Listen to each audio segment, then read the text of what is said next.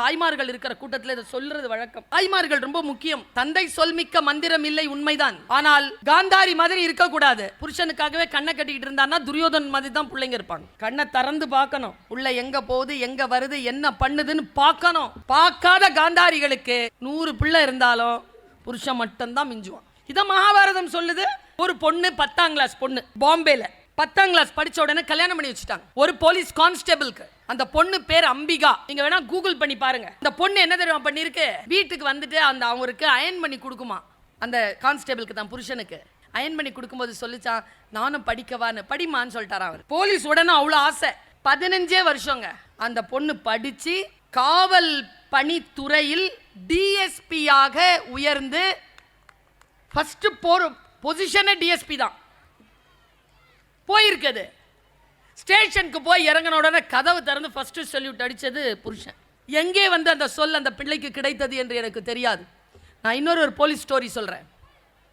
ஒரு தாய் எப்படி இருக்கணும் நான் சொல்றேன். இந்த டிஎஸ்பியா இருந்து இப்போ ரிட்டையர்ட் ஆனார்ல, டிஜிபி சாரி, இப்போ ரிட்டையர் ஆன இவங்களுக்கு முன்னால இருந்த ரிட்டையர் ஆன ஒரு ஆஃபீஸர் பேர் என்ன, mister Sylendra Babu. What a personality, என்ன அனுபவம். He is a sea swimmer sir.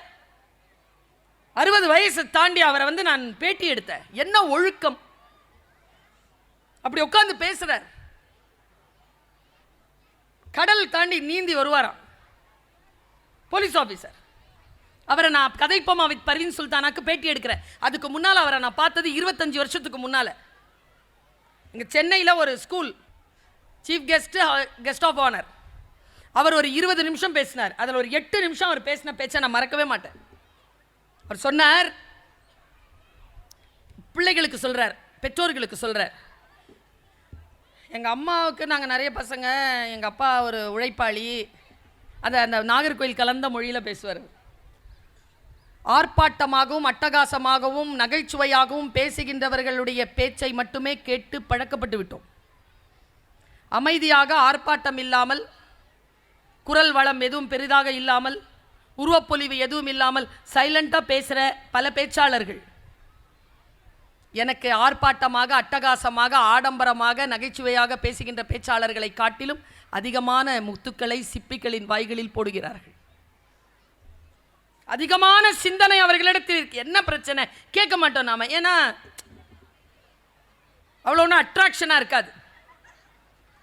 அவர் ரொம்ப சிம்பிளாக பேசுகிறார். எங்கள் அப்பா ஒரு நாள், அவர் சொன்னதை அப்படியே கடத்திட்டு போகிறேன். எங்கள் அப்பா ஒரு நாள் வீட்டுக்கு வந்து, முதல்லலாம் அப்பாலாம் ஷர்ட்டை எங்கே மாட்டி வைப்பார், வீட்டில் ஒரு ஆணி அடிச்சுட்டு ஆணியில் தானே மாட்டிவோம். ஆணியில் மாட்டி வச்சுட்டு தூங்கிட்டார். அடுத்த நாள் எழுந்து பார்க்குறாரு, அதில் இருக்கிற 5 ரூபாவை காணுமா. உடனே ஒய்ஃபை கூப்பிட்டு கேட்டிருக்காரு, 5 ரூபா வச்சுருந்த எடுத்தியாம்மா? இல்லை நான் எடுக்கலை. பிள்ளைங்கிட்ட கேள்வி யாராவது எடுத்தாங்களான்னு. பிள்ளைங்க கிட்டலாம் கேட்டிருக்காங்க, யாரும் எடுக்கலை. இது கடந்து போச்சு 12-15 வருஷம். பையன் வந்து 10-12 வயசோ படிச்சுட்டு இருந்தாங்க. யார், சைலேந்தர் சார். 15 வருஷத்துக்கு அப்புறமா அவர் ஒரு போலீஸ் ஆஃபீஸர் ஆகிட்டார். ஃபஸ்ட்டு சேலரி வித் யூனிஃபார்ம் வந்து அம்மாட்ட கொடுக்குறாரு. அம்மா இப்படி உட்காந்துருக்காங்க. அவர் கீழே ஒரு காலை மடித்து ஒரு காலை இப்படி வச்சு கொடுத்துருக்கார் மரியாதையாக. அம்மா வாங்கி பார்த்துட்டு தலையை தடவிட்டுருக்காங்க, நல்லா இருப்பாங்க. அதே பொசிஷனில் அம்மா கிட்ட ஒரு கன்ஃபெஷன் பண்ணியிருக்கார். இதை நான் சொல்லி நிறுத்துகிறேன். அவர் ரிட்டையர்மெண்ட் ஃபங்க்ஷனில், ஏன் நான் இதை எல்லா இடங்களில் சொல்கிறேன்னா, அவர் ரிட்டையர்மெண்ட் ஃபங்க்ஷனில் தன்னுடைய சீனியர் ஆஃபீஸர்ஸ்க்கெல்லாம் சல்யூட் பண்ணிவிட்டு தன்னுடைய அம்மாவுக்குன்னு சொல்லிட்டு ஒரு சல்யூட் பண்ணார். தன் அம்மாவுக்கு மட்டும் தனிப்பட்ட முறையில் ஒரு சல்யூட் பண்ணார் அவர். நீங்கள் யூடியூப்பில் இன்றைக்கும் பார்க்கலாம். அவர் சொல்கிறார், நான் சேலரி கொடுத்துட்டு அம்மாட்ட சொன்ன ஒரு கன்ஃபெஷன், அம்மா இன்னிலேருந்து கொஞ்சம் நாளைக்கு முன்னால் நான் ஸ்கூல் படிச்சுட்டு இருக்கும்போது அப்பாவுடைய பர்ஸ்லேருந்து 5 ரூபா காணும் இல்லைம்மா. ஆமாம். அம்மா பதில், ஆமாம், அதை நான் தாம்மா எடுத்தேன். அம்மா ரிப்ளை, எனக்கு தெரியும்ப்பா. அது இல்லை சார் மேட்டர் இதுதான். நான் எடுத்ததை பார்த்தியாம்மா? இல்லைப்பா.